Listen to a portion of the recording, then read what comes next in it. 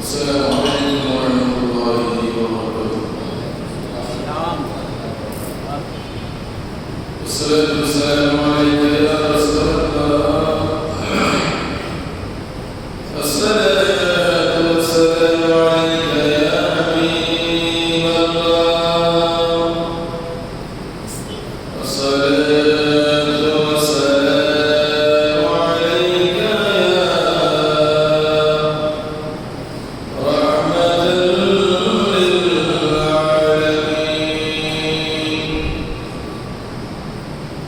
الحمد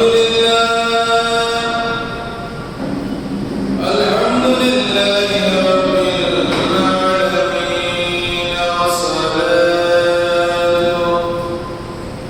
والسلام على من كان نبيا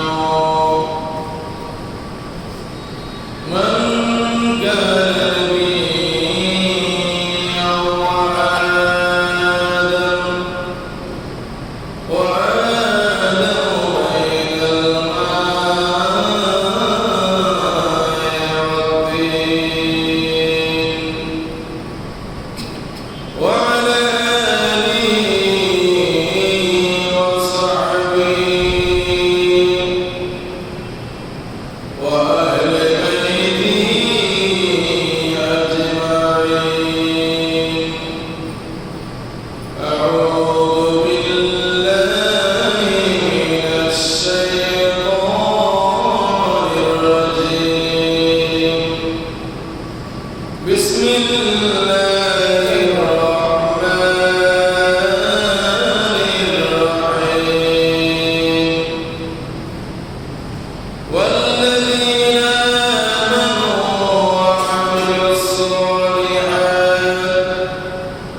وآمنوا بما نزل على محمد وهو الحق من ربهم كفر عنهم سيئاتهم وأصلح بالهم.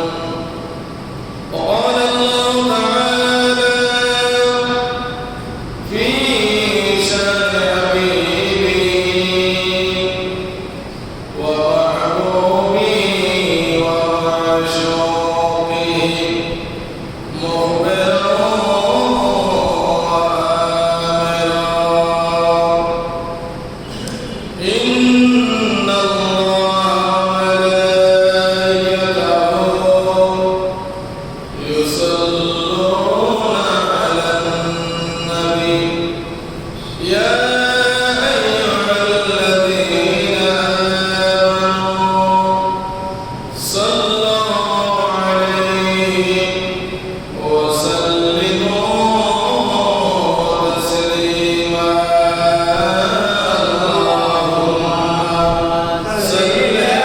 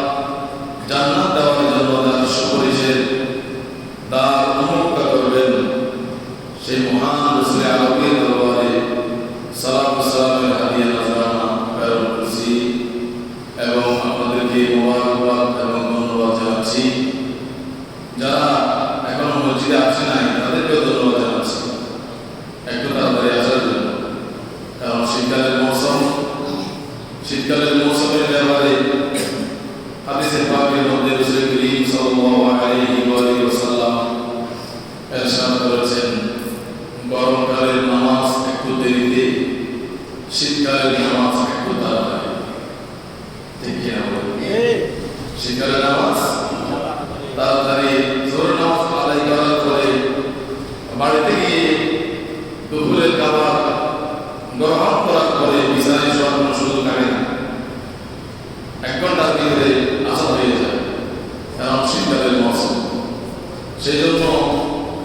শীতকাল যেহেতু আমরা আদান একটু আপনি দিয়েছি, জুমার নামাজও আপনি হয়, এটাই স্বাভাবিক।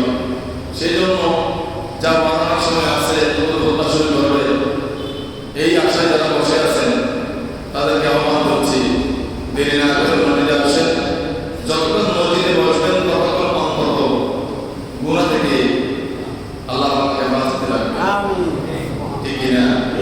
সব কাছেই গুনাহ থেকেও আল্লাহ পাক হেফাজতে রাখবেন। সেই জন্য যেই মসজিদ, যে আযান, যেই নামাজ আমাদেরকে গুনাহ থেকে দূরে রাখেন, সরিয়ে রাখেন, মাহফুজ রাখেন, সেই আমল বেশি পরিমাণে করার দরকার আছে না নাই?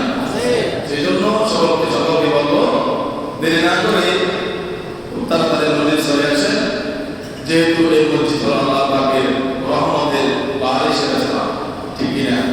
রহমতের বারিশের, রহমতের বর্ষণ, রহমতের বৃষ্টি যেখানে হয় সেটা হচ্ছে মসজিদ। যেখানে রহমতের বৃষ্টি হচ্ছে সেখানে আগেভাগে আসা দরকার আছে না নাই?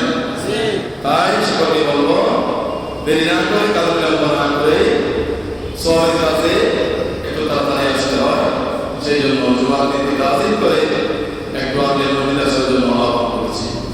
রব্বুল আলামিন জাল্লা শানুহু আমাদেরকে যত নিয়ামত দিয়েছেন, এই নিয়ামতের ভিতরে একটি নিয়ামত হচ্ছে শারীরিক সুস্থতা, ঠিক কি না? শারীরিক সুস্থতা। যার শরীরে অসুখ সেই বুঝবে শরীরে কত বড় রোগ হয়েছে বা আমি কতটুকু আমি কাতরাচ্ছি, কষ্ট পাচ্ছি, সেটা রোগী ছাড়া আর কেউ বুঝবে না। এটা সবাই পরিচিত যাত্রার বেলায়, ঠিক কিনা বলেন না? যাত্রার বেলায় সবাই পরিচিত।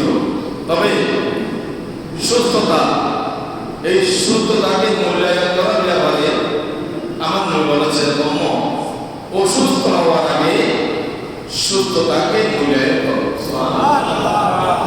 অসুস্থ হওয়ার আগে সুস্থতাকে মূল্যায়ন করো।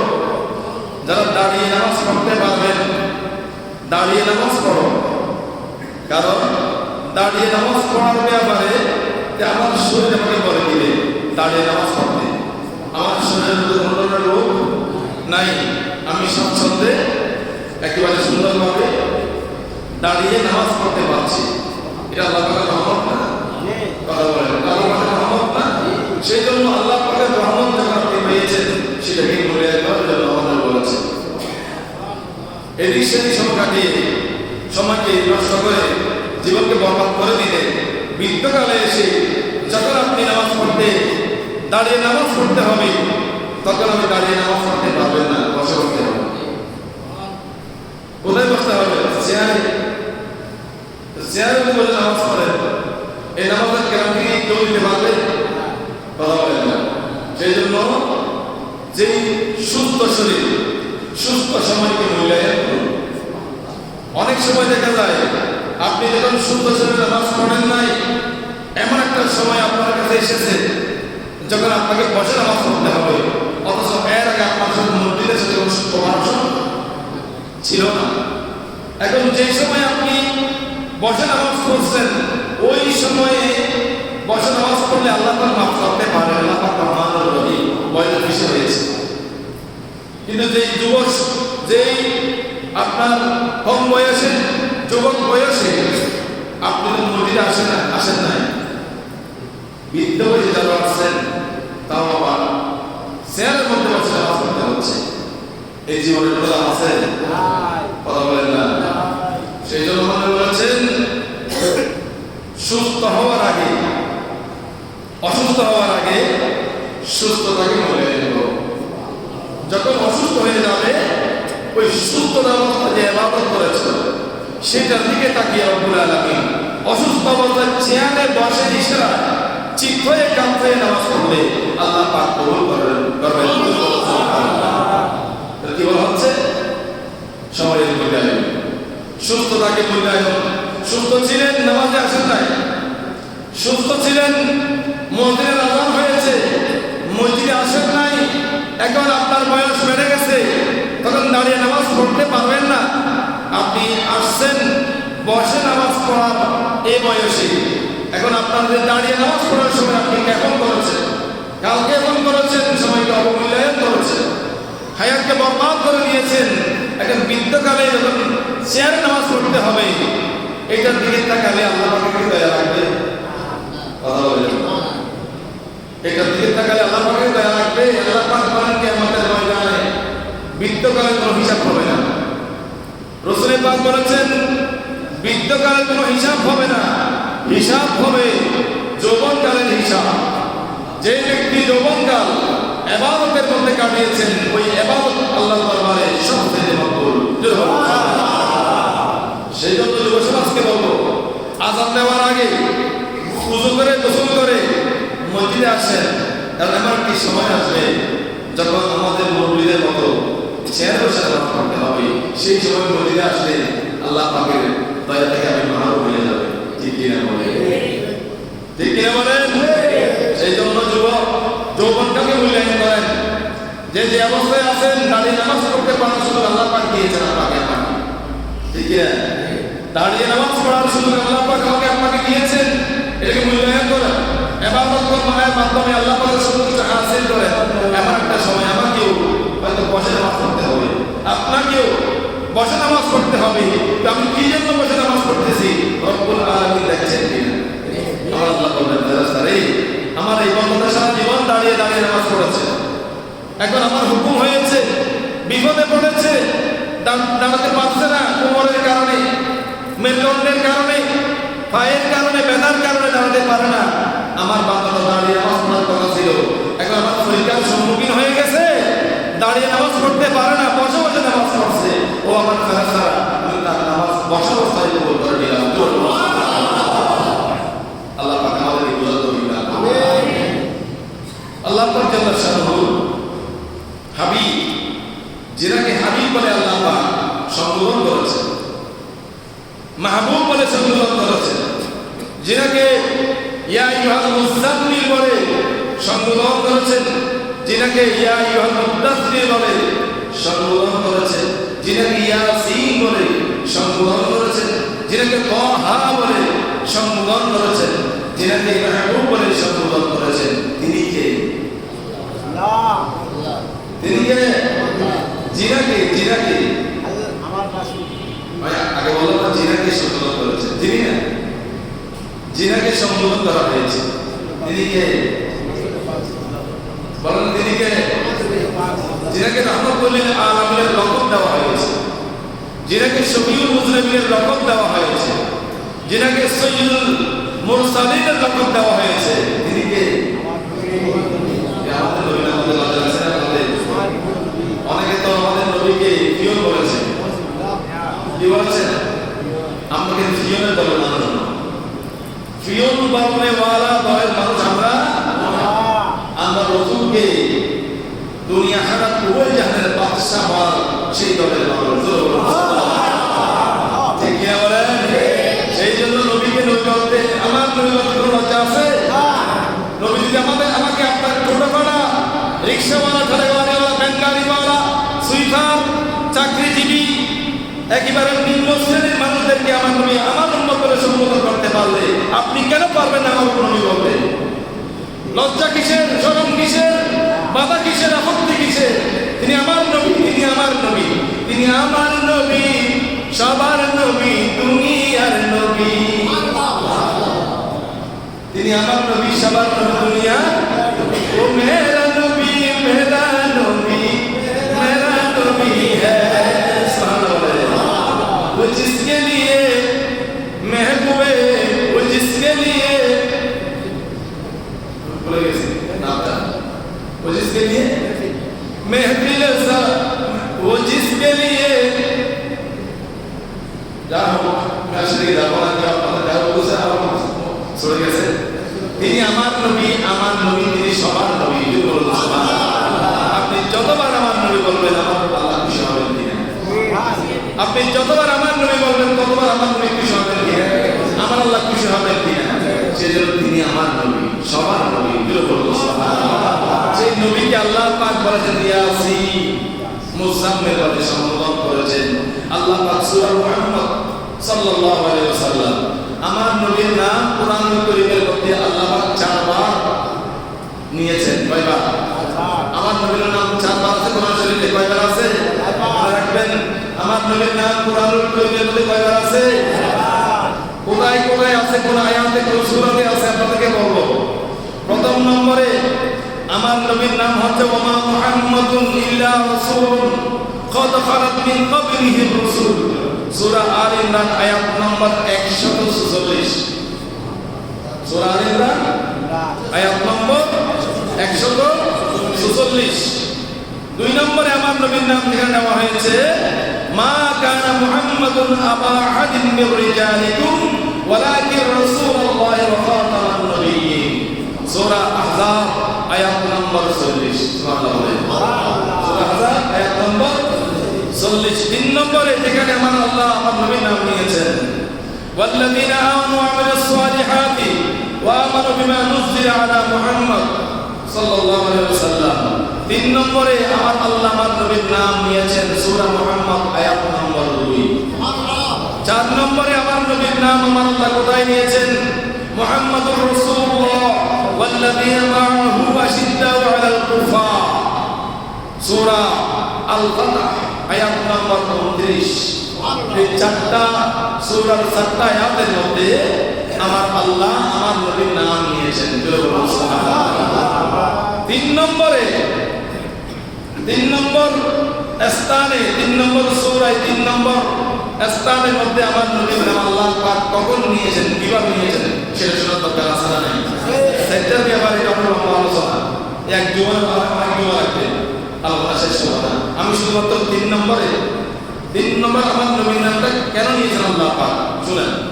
বিসমিল্লাহির রহমানির রহিম ওয়াল্লাযীনা আমানু ওয়া আমিলুস সালিহাত আল্লাহ পাক বলেছেন ও আমার ঈমানদার বান্দারা যারা ঈমান এনেছেন যারা ভালো আমল করেছেন তাদেরকে আল্লাহ পাক বললেন ওয়া আমানু বিমা নুজিলা আলা মুহাম্মদ। এখানে আল্লাহ পাক ঈমানের কথা বলেছেন প্রথমে, দ্বিতীয় নম্বরে আমলের কথা বলেছেন। ঈমান এবং আমল দুটাই লাগবে। এরপরে স্পেশাল ভাবে আমার আল্লাহ সূরা মুহাম্মদ আয়াত নম্বর 2 আয়াত নম্বর কত? আয়াত নম্বর সূরা মুহাম্মদ আয়াত নম্বর 2 এই সূরার মধ্যে আল্লাহ পাক ঈমানদারদেরকে বলেছেন যারা ঈমান এনেছো যারা ভালো আমল করেছো তাদেরকে বলেছেন যারা ঈমান এনেছেন যারা ভালো আমল করেছেন। এরপরে বলছেন আল্লাহ পাক ওয়া মানু আবার যারা ঈমান এনেছেন প্রথমে ঈমান এবং আমলের কথা বলা হয়েছে। যারা ঈমান এনেছেন যারা ভালো আমল করেছেন তাদেরকে বলা হচ্ছে, ঈমানদারদেরকে বলা হচ্ছে, অন্য দলের মানুষদেরকে নয়, অন্য ধর্মের মানুষদেরকে নয়, ঈমানদারদেরকে বলা হচ্ছে। যারা ঈমান এনেছেন ভালো আমল করেছেন তাদেরকে বলছে। কি বলছেন আল্লাহ? ওয়া মানু বিমা নুজিলা আলা মুহাম্মদ। আল্লাহ পাক বলেছেন যারা ঈমান এনেছে, সুবহানাল্লাহ বলেন, যারা ঈমান এনেছে তাদের কথা আগে বলা হয়েছে, আমলের কথা বলা হয়েছে, ঈমানের কথা বলা হয়েছে। আবার স্পেশাল আল্লাহ পাক সূরা মুহাম্মদের 2 নম্বর আয়াতের মধ্যে বলা হচ্ছে ওয়া আমানু বিমা নুজিলা আলা মুহাম্মদ। যারা ঈমান এনেছে আমার হাবিবের প্রতি, জোরে বলুন না সুবহানাল্লাহ। আল্লাহ রাসূল এনেছেন, রাসূল সমস্ত রাসূলদের উপর ঈমান এনেছেন, কিতাবের উপর ঈমান এনেছেন, ফেরেশতাদের উপর ঈমান এনেছেন, জান্নাত জাহান্নামের উপর ঈমান এনেছেন, মৃত্যু হবে এটার উপর ঈমান এনেছেন, মৃত্যুর পরে আবার জীবিকা করবেন সেটার উপরে ঈমান এনেছেন। সব কিছু ঈমান আনার পরে যাদেরকে আল্লাহ পাকের জবানে ঈমানদার করেছেন, যারা ঈমান এনেছো ভালো আমল করেছো তোমাদেরকে বলছি। আল্লাহ বলেন ওয়া আমানু বিমা নুজিলা আলা মুহাম্মদ। যারা স্পেশাল ঈমান এনেছে আমার হাবিবের প্রতি তাদেরকেও বলছি, জোরে বলুন সুবহানাল্লাহ। মানে ঈমান আনো, ঈমানদারদেরকে বলা হতো তোমরা ঈমান আনো আমার হাবিবের প্রতি স্পেশাল। কারণ আল্লাহ পাক জানেন পৃথিবীতে আমাকে নিয়ে কেউ তর্ক করবে না, ঝগড়া করবে না, আমাকে নিয়ে দলাদলি হবে না। সব দলের কথা একটা লা ইলাহা ইল্লাল্লাহ, সব দলের মধ্যে থাকবে লা ইলাহা ইল্লাল্লাহ, সবাই মানবে, সবাই মানবে লা ইলাহা ইল্লাল্লাহ, আল্লাহ ছাড়া কোনো মাবুদ নাই। সব দল সব মত একটাই, তবে বেষ্টন হবে, ডিভাইড হবে, পার্থক্য হবে, ঝগড়া হবে, দলাদলি হবে আমার নবীকে নিয়ে। সেই জন্য রব্বুল আলামিন এই আয়াতের মধ্যে বলা হচ্ছে ওয়া আমানু বিমা নুজিলা আলা মুহাম্মদ, এবং তোমরা ঈমান আনো আমার হাবিবের উপরে স্পেশালি। কোরআনুল কারীমের স্থান আপনারা বুঝতে হবে। এই আয়াতের মধ্যে আল্লাহ স্পেশাল আমার নবীর উপরে ঈমান আনার কথা বলেছে। এরা বেষ্টন হবে, ডিভাইড হবে, ঝগড়া হবে, তর্ক হবে, লিখালিখি হবে, বকাবকি হবে আমার নবীকে নিয়ে। সেই জন্য আমি ক্লিয়ার করে দিলাম, যারা ঈমান আনবে আমার হাবিবের উপরে, জোরে বলুন সুবহানাল্লাহ।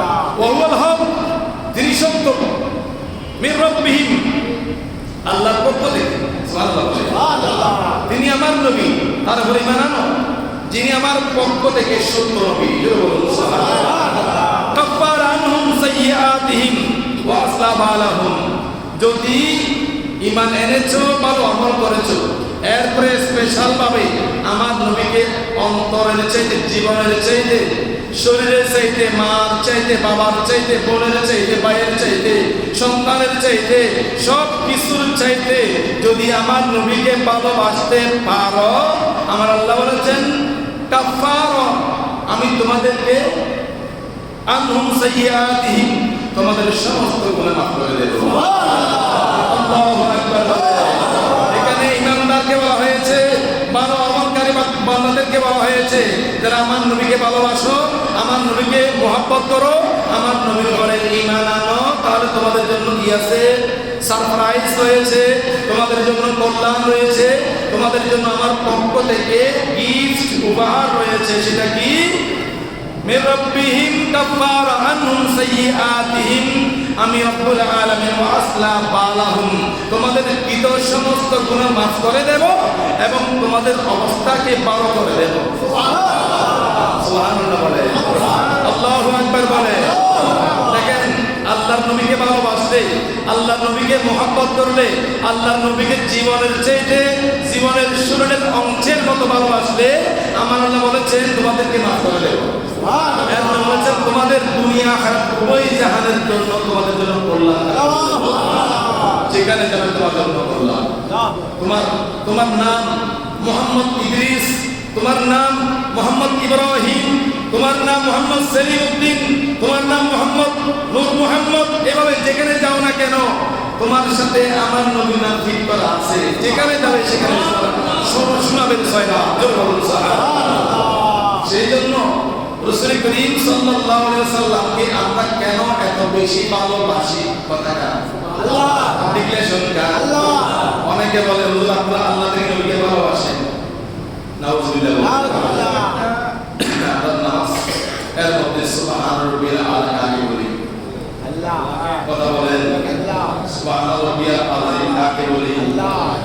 সিজদা কি সুবহান রাব্বিল আলা বলি, রুকু থেকে সুবহান রাব্বিল আযীম বলি, রুকু থেকে উঠে রব্বানা লাকাল ওয়া লাকাল হামদ বলি, হামদান কাসীরান তাইয়িবান মুবারাকান বলি, কাকে বলছি? আল্লাহ। সিজদার মধ্যে গিয়ে এক সিজদার আবার উঠে দাঁড়িয়ে সোজা হয়ে আবার একটা দোয়া করি, আল্লাহুম্মা গফিরলি ওয়ারহামনি ওয়াহদিনি ওয়াফিনি ওয়ারযুকনি, কাকে বলি? আল্লাহ। তা আমাদের সব ইবাদত হচ্ছে আল্লাহর জন্য। আল্লাহ কি চায়? আল্লাহ মহব্বত চায়, নবীর ইবাদত চায় আল্লাহ। সুবহানাল্লাহ বলেন না? আল্লাহকে আপনি মহব্বত করতে পারবেন না, তো মহব্বত করার জন্য নবী রাখবে। ইন কুনতুম তুহিব্বুনাল্লাহ ফাত্তাবিউনি, আল্লাহ তো বলেন আমাকে ভালোবাসো, এটা বলেন না।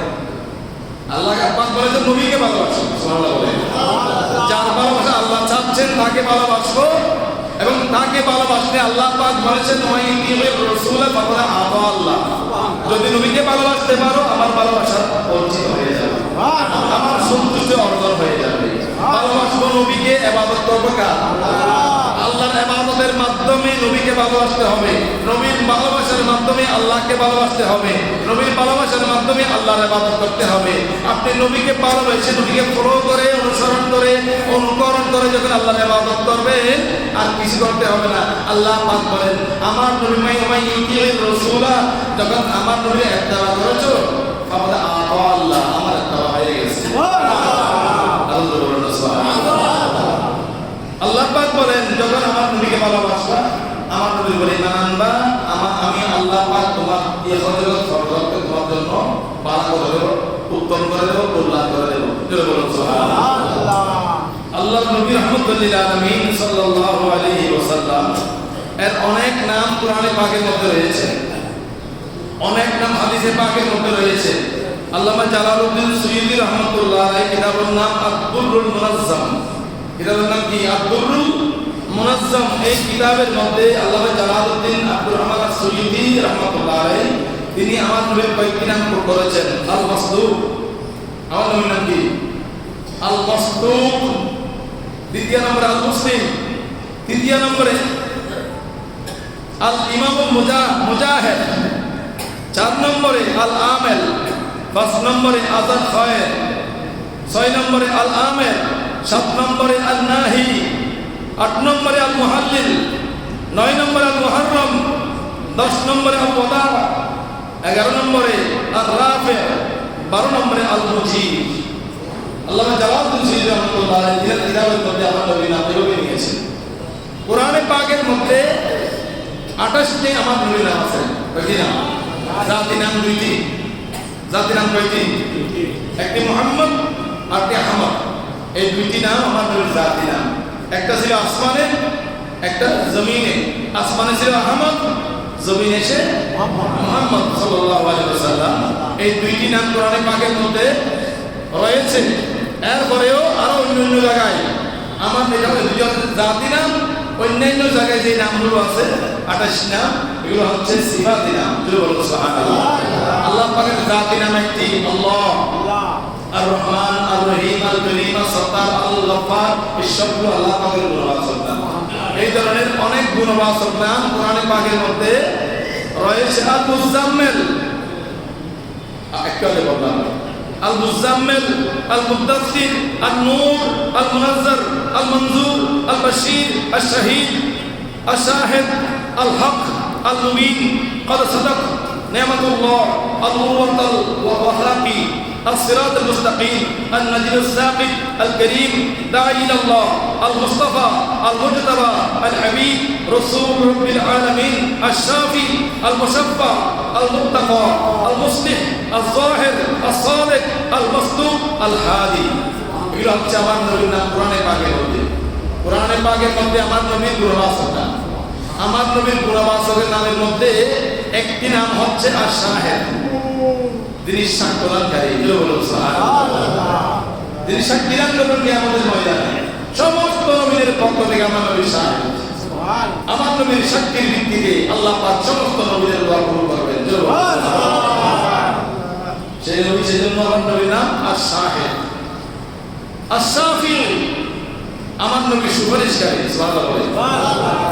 আমার নবী আশ-শাফি, আমার নবী সুপারিশকারী। দুনিয়াতেও সুপারিশ করেছেন, উম্মত থেকে বিপদে পড়েছেন, আমার নবী হাত তোলার সঙ্গে সঙ্গে বিপদ থেকে এখনো আমার নবী রাহমাতুল লিল আলামিন সাল্লাল্লাহু আলাইহি ওয়াসাল্লাম রওজায়ে আতহারের মধ্যে, রওজা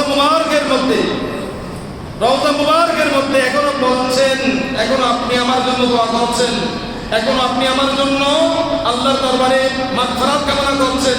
উম্মত যখন নিশ্চিন্তার জমিন থেকে গুনাহ করেন, ফেরেশতাদের মাধ্যমে আমার নবীর দরবারে প্রেরণ করা হয়।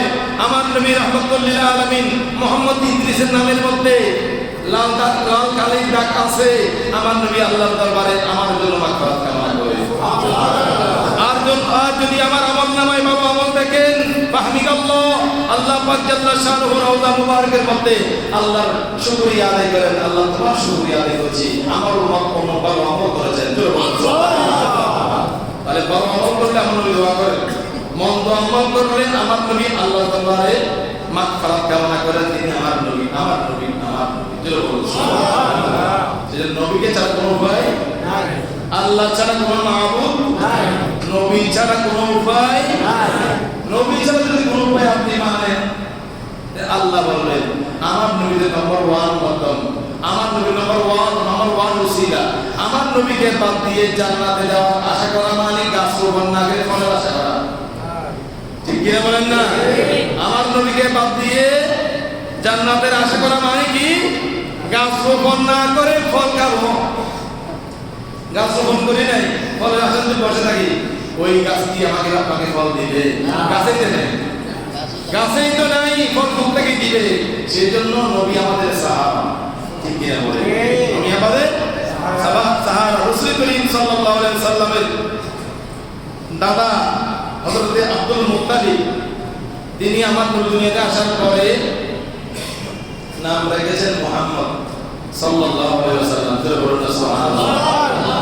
আল্লাহ পাক সর্বপ্রথম যখন বানালেন, আমাদের বললেন, আল্লাহ বললেন লিযালিক খালাকতুকা ওয়াসাম্মাইতুকা মুহাম্মদ। আমার আল্লাহ এক মুষ্টির নূর নিলেন, প্রত্যেকে নিলেন সে আল্লাহ পাক জানেন। নিজের নূর বলেছেন, নিজের নূর। তো নিজের নূর অনেকে হতে পারে, আবার অনেকে বলে আল্লাহ যখন নিজের নূরকে নূর নিলেন তো আল্লাহ পাকের নূরকে খালি হয়ে গেল না? আউযুবিল্লাহ বলে বেকুফ দাও, কত বড় বেকুফ, যিনি আমাদেরকে অস্তিত্ববিহীন থেকে অস্তিত্বের মধ্যে এনেছেন। মরে যাওয়ার পরে হাড্ডি মাংস একাকার হয়ে যাবে মাটির মধ্যে, মাটির সাথে বিলীন হয়ে যাবে হাড্ডি মাংস সবকিছু। আল্লাহ পাক বলেন, আল্লাহ পাক বলেছেন মিনহা খালাকনাকুম ওয়া ফিহা নুঈদুকুম ওয়া মিনহা নুখরিজুকুম তারাতান উখরা। এই মাটি থেকে তোকে বের করব, একেবারে সুস্থভাবে ঠিকভাবে মাটি থেকে তোকে বের করব। কেমনে বের করবে? যে মানুষটি মাটির সাথে মিশে গেছে, হাড্ডি মাংস সব একাকার হয়ে গেছে, হাড্ডিও থাকে না, হাড্ডিও পাবেন না। 20-50 বছর পরে হাড্ডিও পাবেন না। যেই মানুষটি হাড্ডি পর্যন্ত মাটির সাথে মিশে গেছে, পুরাখানো হয়ে গেছে, সে আল্লাহ যদি ওই মানুষটিকে ওই কবর থেকে মানুষটিকে সুস্থভাবে বের করতে পারে, আর কিয়ামতে আল্লাহ পাক চাইলে আল্লাহ পাকের নূর থেকে আমার নবীকে বানাতে পারে। আল্লাহর জন্য অসম্ভব। ইন্নামা আমরুহু ইযা আরাদা শাইআন আন ইয়াকুলা লাহু কুন ফায়াকুন। আল্লাহ কুন বলবেন, সঙ্গে সঙ্গে ফায়াকুন হয়ে যাবে। এক মুহূর্তে আল্লাহ পাক নূর নিলেন আর বললেন লিযালিক খালাকতুকা ওয়া সাম্মাইতুকা মুহাম্মদ। ও নূর, তুমি মুহাম্মদ হয়ে যাও, এবং তোমার নাম রেখেছি মুহাম্মদ। তোমার নাম রেখেছি। এখনো আসমান হয় নাই, জমিন হয় নাই, চন্দ্র হয় নাই, সূর্য হয় নাই, দিন হয় নাই, রাত হয় নাই, কাল হয় নাই, মাস হয় নাই, বছর হয় নাই।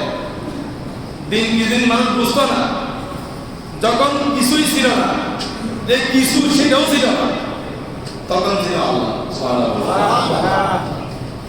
তখন ছিল কে? আল্লাহ। সে আল্লাহ আমার নবীকে বানালেন। বানানোর পরে আল্লাহ পাক জাল্লা শান বানানোর পরে আমার নবী নাকি 500 বছর, কয় বছর? 500 বছর আমার নবী আল্লাহ পাকের তাওয়াফ করেছেন। কয় বছর? 500 বছর আমার নবী আমার আল্লাহ তাওয়াফ করেছেন। 500 বছর তাওয়াফ করার পরে এই তাওয়াফের মধ্যে আল্লাহর নবী বলেছেন আলহামদুলিল্লাহ, সমস্ত প্রশংসা আল্লাহ তাআলার জন্য, সুবহানাল্লাহ। এবং বলেছেন আনা মুহাম্মদ ইবনে আব্দুল্লাহ ইবনে আব্দুল মুত্তালিব। রাসূলের পাকের পরিচয় দিলেন। এটা তৎকালীন সময় তো আইয়ামে জাহেলিয়া, কাল সন্তান দত্তক দেওয়া হতো, অনেকে জানতো না। আমার নবী অবস্থান ক্লিয়ার করলেন। আমার নবী বলছেন আমি মুহাম্মদ ইবনে আব্দুল্লাহ, আমি হলাম আব্দুল্লাহর বেটা মুহাম্মদ, যিনার বেটা হচ্ছে আব্দুল মুত্তালিব, যিনি আব্দুল মুত্তালিবের বেটা আব্দুল্লাহ, আর আব্দুল্লাহর বেটা আমি রাসূলুল্লাহ মুহাম্মদ সাল্লাল্লাহু ক্লিয়ার করে দিলেন। এখন আমার নবীকে ট্যাগ লাগার কোনো সুযোগ আছে? নাই। রাসূল করিম সাল্লাল্লাহু আলাইহি ওয়াসাল্লামের একটি নাম হচ্ছে মুহাম্মদ, এটা আবার হামদও আছে। হামদ আলহামদুলিল্লাহ রাব্বিল আলামিন, পড়ি কিনা? আলহামদুলিল্লাহ মুহাম্মদ নামে মুরাক্কাব হচ্ছে হাম, মিম হা মিম দাল মুহাম্মদ, এই মুরাক্কাব হচ্ছে হাম। হাম মানে প্রশংসা। সুবহানাল্লাহ বলেন। আল্লাহর নবীকে আল্লাহ পাক প্রশংসা করে বানিয়েছেন, আর আল্লাহর নবীও বলেছেন আলহামদুলিল্লাহ। সেজন্য আল্লাহর খুবই ভালো লেগেছে। আল্লাহ পাক কোরআনুল পাক শুরু করেছেন আলহামদুলিল্লাহি রাব্বিল আলামিন। আমার নবীর নামটা দিয়ে বলে বলুন সুবহানাল্লাহ। জান্নাতের পাতায় পাতায় লতায় লতায় নবীর নাম, আরশ আল্লাহর পায়ার সাথে সেই নামের মনোগ্রাম, আরশ আল্লাহর পায়ার সাথে সেই নামের মনোগ্রাম। আল্লাহ জান্নাত বানালেন নবীর প্রেমেতে, আল্লাহ আল্লাহ হাসর করিবেন নবীর শান বুঝাতে। আল্লাহ পাক নবীর মহব্বতে সবকিছু বানিয়েছেন। সুবহানাল্লাহ। আল্লাহ পাক নবীর মহব্বতে সবকিছু বানিয়েছেন। জান্নাত বানিয়েছেন, জান্নাতের প্রত্যেকটি হুরের কপালে, প্রত্যেকটি হুরের চোখের ফুকুরির ভিতরে, প্রত্যেকটি ফেরেশতার চোখের ভিতরে, প্রত্যেকটি হুরের প্রত্যেকটি হুরের সিনায় সিনায় আমার নবীর নাম। জান্নাতের তওবা গাছের পাতায় পাতায় ডালে ডালে আমার নবীর নাম। জোরে বলুন সুবহানাল্লাহ। যা আপনি নিজেই বলেছেন। আমার নবী বলেছে আমি যখন প্রথম সিদরাতুল মুনতাহায় গেলাম, সিদরাতুল মুনতাহায় আমার নবীর আমি আমার নাম লিখতে পেয়েছি। জোরে বলুন সুবহানাল্লাহ। আমি দেখেছি লা ইলাহা ইল্লাল্লাহ মুহাম্মাদুর রাসূলুল্লাহ সাল্লাল্লাহু আলাইহি ওয়াসাল্লাম। আরশে আযমে গেলাম, ফায়ার মধ্যে দেখেছি লা ইলাহা ইল্লাল্লাহ মুহাম্মাদুর রাসূলুল্লাহ। সেজন্য আল্লাহ হযরতে আমার নবীর একেবারে আশিক সাহাবী, ওবি সাহাবী হযরতে হাসান বিন সাবিত রাদিয়াল্লাহু তাআলা বলেছেন ওয়াদাম্মাল ইলা মুসমা ইসমান নবী ইলা আসমা আসমিহি ইযা ক্বালা বিল খামসে মুআজ্জিন মুশহাদু। হযরত হাসান বিন সাবিত রাদিয়াল্লাহু তাআলা বলেন আমার নবীর প্রশংসা আল্লাহ কোথায় কোথায় করেছেন, নিজের নামের সাথে আমার নবীর নাম সংযুক্ত করেছেন। লা ইলাহা ইল্লাল্লাহ মুহাম্মাদুর রাসূলুল্লাহ। নামাজের মধ্যে আমার আল্লাহর সাথে আমার নবীর নাম, আযানের মধ্যে আশহাদু আন্না মুহাম্মাদুর রাসূলুল্লাহ সাল্লাল্লাহু আলাইহি আশহাদু লা ইলাহা ইল্লাল্লাহ, সাথে সাথে আশহাদু আন্না মুহাম্মাদুর রাসূলুল্লাহ। এরপরে ইকামতের মধ্যে আমার নবীর নাম আসানা নাই। আল্লাহ পাক এমন কোন জায়গা রাখে নাই যেখানে আল্লাহর নামের সাথে আমার নবীর নামকে বাদ দিয়েছেন। সব জায়গার মধ্যে যেখানে আল্লাহ সেখানে আমার নবী। আপনি যদি বেশি ভুল বসেছেন, অনেক বড় হাসতে সেজে বলেন মসজিদের মধ্যে এক পাশে লা ইলাহা, এক পাশে আল্লাহ, এক পাশে মুহাম্মদ আছে না নাই? আছে। আছে না নাই? এক পাশে আল্লাহ, এক পাশে মুহাম্মদ আছে না নাই? মসজিদের মধ্যে লা ইলাহা ইল্লাল্লাহ মুহাম্মাদুর রাসূলুল্লাহ আছে না নাই? আপনি যদি বুজুর্গের সাথে বলেন এখানে মসজিদের মধ্যে আল্লাহর মসজিদ, এখানে আপনি মুহাম্মদ নাম রাখতে পারেন না, শিরক হবে। আল্লাহর নামের সাথে মুহাম্মদ রাসূলুল্লাহ মানাই না, এটা ঠিক না, এটা বেদাত, এটা শিরক হবে। আপনি যদি সরিয়ে দেন আপনাকে কি বলা হবে? খ্রিস্টান, ইহুদি। ইহুদি আল্লাহকে মানে, কথা বলেন না? ইহুদিও আল্লাহকে মানে, খ্রিস্টান আল্লাহকে।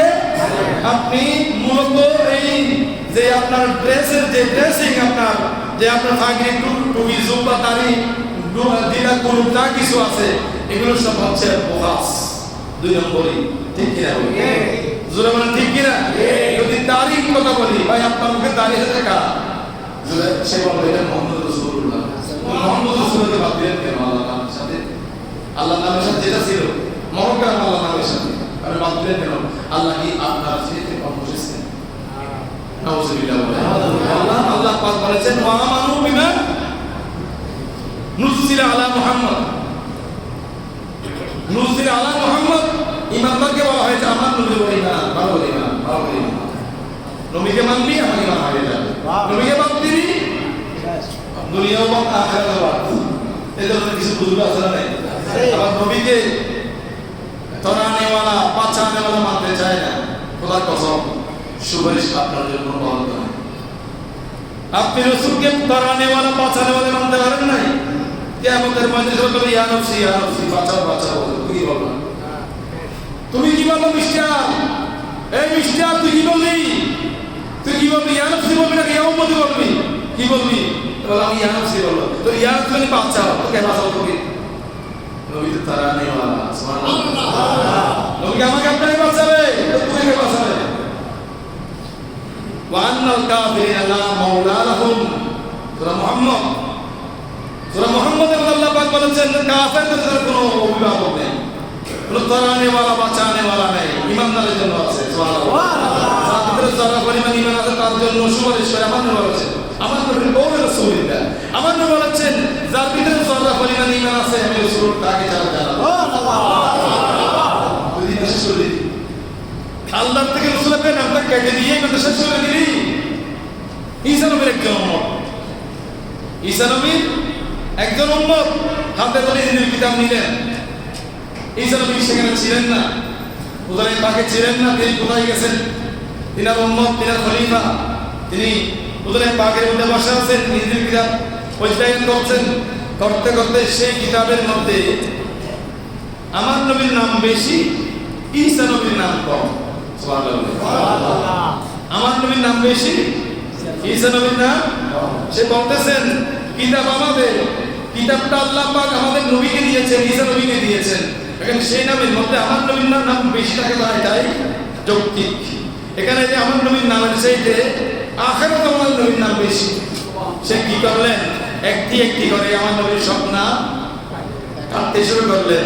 শেষ লেটেস্ট যে নাম সেটার মধ্যে কলম বসালেন, সঙ্গে সঙ্গে গুসাপ হয়ে গেছে। কি হয়ে গেছে? গুসাপ। এটা হাদিসে পাক, এটা হাদিসে পাক। গুসাপ হয়ে গেছে। এখন গুসাপ হয়ে বসে আছে। ঈসা নবী আসলেন আলাইহিস সালাম। আসার পরে দেখছেন ওনার দুধে পাকের মধ্যে রাস্তালের মধ্যে গুসাপটা বসে আছে। হাতে লাঠি ছিল, লাঠি দিয়ে মারতে চাইলো। বলে হুজুর কি বলবে? সে কি বলবে? আল্লাহ তাআলা একটু জবানটা খুলে দাও, একটু জবানটা খুলে দাও, আমার জীবনটা বাঁচাও। জবান খুলে গেলেন, আল্লাহ জবান খুলে দিলেন। হুজুর আমি গুসাপ না, আমি আপনার উম্মত। জোরে বলুন সুবহানাল্লাহ। আমি উম্মত। তোর অবস্থা কেন? তোকে দেখলাম মানুষ হিসেবে, কি আমার খলিফা, আমি আসার আগে আগে দিয়ে অবস্থা কেন, তোর অবস্থা কেন হলো? এই অবস্থা হাই রে কি যে নবীকে না মানলে আল্লাহ পাক আদমকে বানাতো না, যে নবীকে সৃষ্টি না করলে আল্লাহ পাক ঈসাকে বানাতো না, যে নবীকে সৃষ্টি না করলে আল্লাহ পাক মুসা নবীকে বানাতো না, যে নবীকে না বানালে, যে নবীকে সৃষ্টি না করলে আল্লাহ পাক 18,000 মখলুকাত বানাতেন না। তুই আল্লাহ তাআলা ফরিয়াদ করলে আল্লাহ তাকে মাফ করে দাও। আল্লাহ বলেন না, মাফ করবেন। অপরাধ তো আমার নয়, অপরাধ তো আমার করে নাই, অপরাধ করেছে আমার নবী। বেয়াদবি করেছে আমার নবীর সাথে, আমার নবীর সাথে বেয়াদবি করলে আমি তাকে আমি ছাড় দিই, ছেড়ে দিই না, আমি ছেড়ে দিই না। অসম্ভব। ঈসা নবী আল্লাহ তাআলা ফরিয়াদ করেন, আল্লাহ তাকে তাহলে কি করেন? একটু লম্বা হায়াত দেন, সে যেন আমার নবীর রহমতুল্লিল আলামিনের সান্নিধ্যে পেয়ে তা থেকে মাপ চাইতে পারে। আপনি যে আল্লাহর নামের পাশের সাথে আমার নবীর নাম ছিল, আপনি কেটে দিলেন, বেয়াদবির কাজ করেছেন। কথা বলেন, নবীকে পিয়ন বলেছেন, বেয়াদবি কার সাথে করেছেন? 100 বার লাইভের মধ্যে এসে আমি মাপ চাই, ঘাটালে সরে যাচ্ছি, কাম হবে? বেয়াদবি করেছে নবীর সাথে, নবী যতক্ষণ মাফ করবে না, বলো আনতাহুম ইল্লা ওয়া আনফুসাহুম জাউকা ফাস্তাগফিরুল্লাহ ওয়াস্তাগফার লাহুমুর রাসূল ওয়াজাদাল্লাহ তাওয়াবার রহিমা। বেয়াদবি করেছো আমার নবীর সাথে, সেজন্য আমার নবীর দরবারে মাপ চাই না। ইয়া রাসূলুল্লাহ, আমি বেয়াদবি করেছি, আল্লাহ পাক বলেছেন বেয়াদবি করার পরে, অপরাধ করার পরে আপনার দরবারে আসার আমাদেরকে নির্দেশ দেওয়া হয়েছে। ইয়া রাসূলুল্লাহ, আপনার দরবারে এসেছি, আপনার রওজা মুবারকের সামনে এসেছি। ইয়া রাসূলুল্লাহ, আমার মাধ্যমে আপনার সাথে বেয়াদবি হয়েছে, আমি নিয়ম করেছি, আমি আপনার নামটা কেটে দিয়েছি। ইয়া রাসূলুল্লাহ, আপনি আমাকে মাফ করে দেন। আল্লাহ বলেন ফাস্তাগফিরুল্লাহ, তাকে মাফ করে দেন। ওয়াস্তাগফার লাহুমুর রাসূল, রাসূল দেখতে হাত তুলেন। রাসূল যদি একটু হাত তোলে, আল্লাহ আমার উম্মতটা বুঝতে পেরেছে, অনুতপ্ত হয়েছে, লজ্জিত হয়েছে, আমার দরবারে এসেছে, আপনার অর্ডার পালন করেছে, আল্লাহ সে মাপ চেয়েছে, তাকে মাফ করে দেন। সুবহানাল্লাহ। ওয়াজাদাল্লাহ তাওয়াবার রহিমা, আমি তাদেরকে মাফ করে দেব, তাদের তওবা আমি কবুল করে নেব। সুবহানাল্লাহ। আমি পরামর্শ দিলাম, যদি ভালো লাগে গ্রহণ করবেন, আর যদি ভালো না লাগে অহংকার বশত রাসূলকে সরা করতে থাকো, ঈমান তো চলে গেছে, বাদ বাকি যা আছে সেটাও বাকি থাকবে। রব্বুল আলামিন আমাদেরকে নবীকে জানার চেয়ে বেশি মহব্বত করে, আল্লাহ মহব্বত করে দেওয়ার পরে ভালো আমল করে আল্লাহ পাক আমাদেরকে তৌফিক দান করুন। আমিন। সম্মানিত হাজিরিন, আমাদের একজন মুসল্লি জনাব মোহাম্মদ শহীদুল ইসলাম, উনি আমাদের মসজিদের জন্য 1000 টাকা, ওনার ছেলে মেয়ের পক্ষ থেকে 100 টাকা, ওনার পিচ্ছি ছেলের পক্ষ থেকে 20 টাকা, সর্বমোট মিলিয়ে 1120 টাকা। দুনিয়াদারি বুঝলে ছোটরাও বুঝে, দিন ধর্ম বুঝলে ছোটরাও, আদব কায়দা বুঝলে ছোটরাও, আর না বুঝলে বৃদ্ধ হয়ে গেলে বোঝা সম্ভব না। সেই জন্য আপনাদের ছেলেদের মাধ্যমে মেয়েদের মাধ্যমে মসজিদ হারিয়ে পাঠাবে, মসজিদের জন্য, আমার জন্য পাঠাতে হবে, মসজিদের জন্য পাঠাবে। হুজুর আমার পরিবারের পক্ষ থেকে আমার এই সন্তানের হাত থেকে এই হাদিয়াগুলো গ্রহণ করে দেখবেন, আপনার দেখা দেখিতে আর অনেক ছেলেরা কি হবে মসজিদ হাদিয়া আনার জন্য উদ্বুদ্ধ হবে। আর যারা মসজিদে এসে হাদিয়া দেয় না, 20-50 খরচ থেকে দেওয়া হয় না, অনেকটা খরচ হচ্ছে, এই ধরনের যারা বলে তারা একটু মোটামুটি শিক্ষা হয়ে যাবে।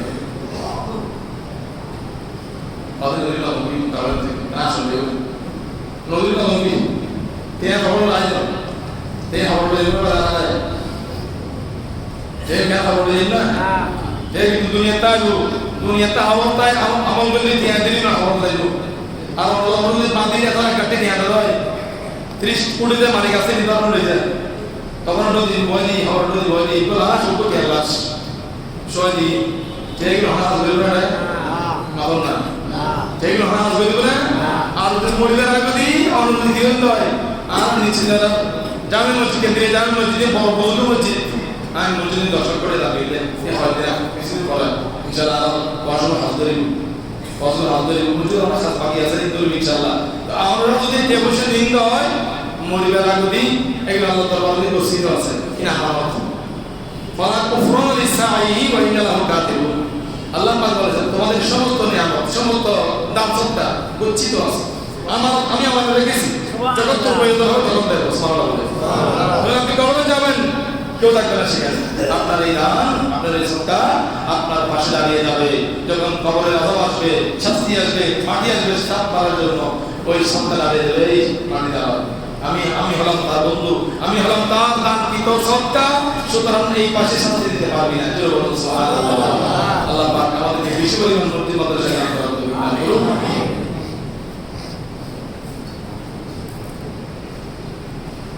আলহামদুলিল্লাহ বলেন, আলহামদুলিল্লাহ বলেন, সব করে আলহামদুলিল্লাহ। 10 টাকা দিলেও আলহামদুলিল্লাহ, 5 টাকা দিলেও আলহামদুলিল্লাহ, নদীও আগামী দিলে সিনেবলি বাবা আলহামদুলিল্লাহ। সুবহানাল্লাহ, আলহামদুলিল্লাহ। জনাব মোহাম্মদ ইউসুফ সাহেব আমাদের মসজিদের জন্য 10,000 টাকা আল্লাহ পাক আমাদের এই দান কবুল করুন। যেই নিয়ত দিয়েছেন সেই নিয়ত আল্লাহ পাক পূরণ করুন। যেই বান্দা আমরা অনেকে দেখি না, আমি লুকিয়ে দিয়ে দিই, আমরা অনেক সময় গোপনে দিই, অনেকে দেখি না। আল্লাহ পাকের দরবারে দোয়া থাকে আমাদের ইউসুফ ভাই উনি দিয়েছেন আলহামদুলিল্লাহ। আপনাকে জানান ভাই লজ্জার কোনো কারণ নেই। মসজিদ আল্লাহ পাক মসজিদে বিজ্ঞান না, এটা তোহফা, এটা ফটোগ্রাফ, এটা উপহার, এটা আল্লাহ পাক এটাকে বিক্রয় স্থান কথা বলেন না। আল্লাহ পাক তো বাদশা, আল্লাহ পাক তো সম্মান, আল্লাহ পাক তো মালিক। তো মালিককে যখন আমরা দেব সেটা কি একজন কর্মচারী মালিকের বিয়েতে 10 টাকা একটা চেন দিয়েছেন, একটা হাত দিয়েছেন, এটা কি গিফট নাকি বিজ্ঞান? মালিককে কি কর্মচারী দিয়েছেন, কর্মচারী খুশিতে মালিককে দিয়েছেন 10 লক্ষ টাকা কি চেক বন্ড দিয়েছেন অথবা অন্য কিছু দিয়েছেন, এটা কি গিফট নাকি বিজ্ঞান? আল্লাহ পাক বলেছেন বিজ্ঞান বলছেন আমি ওয়া আতরুল্লাহ হাক্কান হাসানা। সুবহানাল্লাহ। তোকে দিয়েছি আমি, তোকে দিয়েছি, সেখান থেকে আমাকে ঋণ দেয়। ঋণ মানে কি? ঋণ মানে হচ্ছে গিফট। সুবহানাল্লাহ। এই গিফট কি জন্য? এই গিফট হলো জান্নাতে যাওয়ার জন্য, জাহান্নাম থেকে বাঁচার জন্য, জাহান্নামের শাস্তি থেকে বাঁচার জন্য, জান্নাতে যাওয়ার জন্য। তোদের থেকে আমি আমার দেওয়া থেকে গিফট দিচ্ছি তোদেরকে বাঁচার জন্য। আল্লাহ পাক জাল্লাহ আমাদের সমস্ত আমল রব্বুল আলামিনের দরবারে আমাদের সকলের দোয়াটা করিয়ে থাকবে। সমস্ত আমল, সমস্ত দান, সদকা, খয়রাত সবকিছু আল্লাহ পাক আমাদের সকলের পক্ষ থেকে কবুল আর মঞ্জুর করুন। আমিন। ওয়া আখিরু দাওয়ানা আলহামদুলিল্লাহি রাব্বিল আলামিন। আসসালামু আলাইকুম।